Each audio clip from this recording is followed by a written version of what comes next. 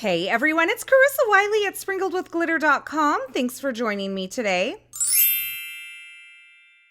Today, I am keeping it simple with this beautiful envelope card design featuring products from Waffle Flower Crafts.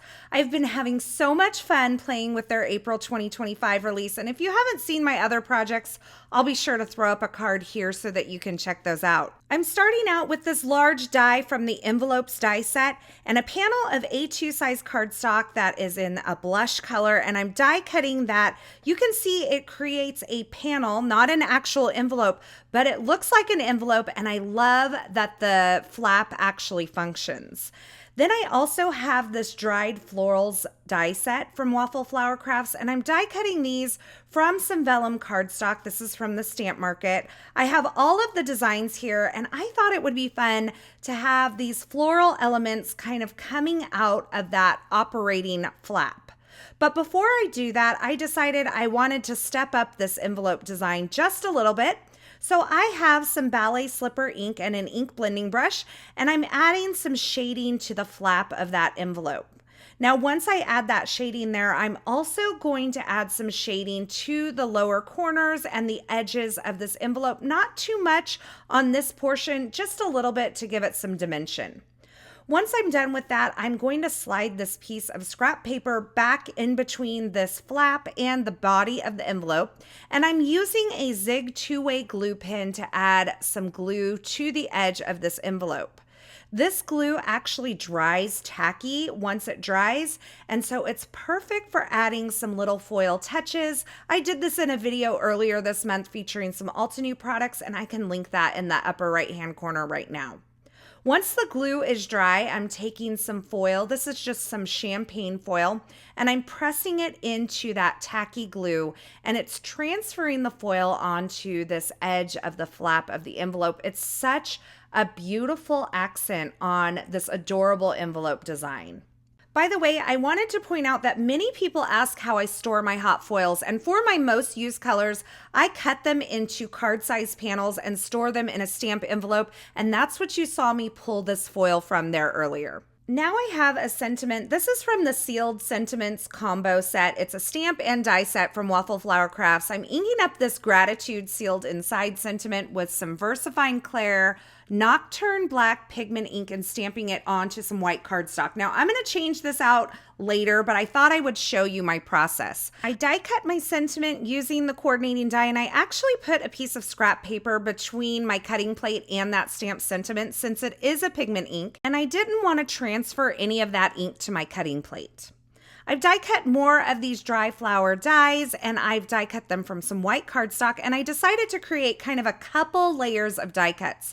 The first layer being the white die cuts, and I've placed them through the flap of the envelope, and I'm actually gluing them to the lower body of the envelope, and that's because I want 2 layers.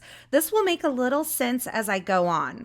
For the second layer, I want to use the vellum, but I actually want it adhered to the flap of the envelope because I'm going to adhere this to the card base with some foam adhesive behind the flap only, and that's going to cause those vellum pieces to kind of lift up a little bit above the white pieces.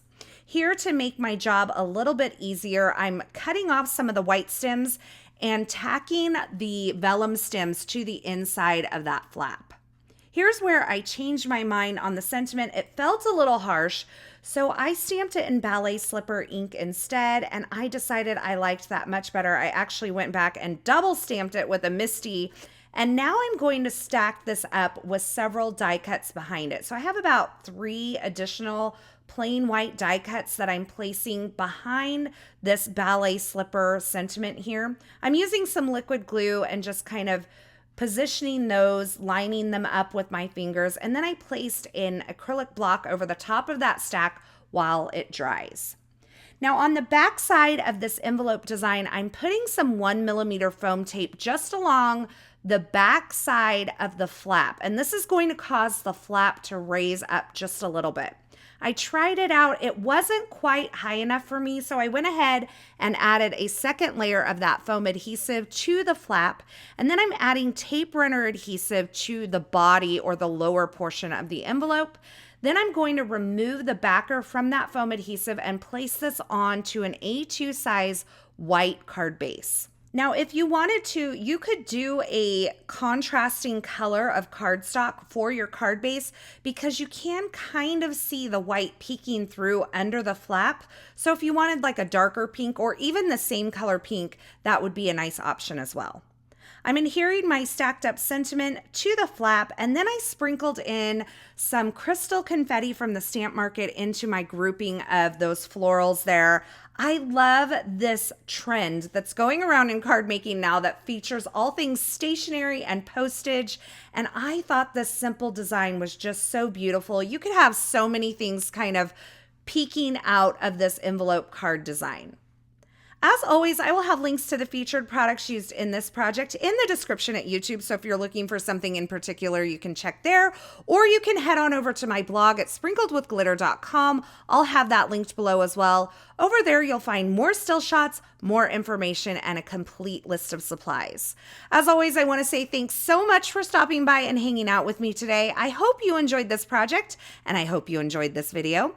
If you did, be sure to give this video a thumbs up, and don't forget to subscribe and turn on the notifications here on my YouTube channel so you don't miss any of my card making and paper crafting video tutorials, as well as my Carissa Crafts live stream broadcasts. Thanks again for watching, and until next time, I hope you have a fabulous day.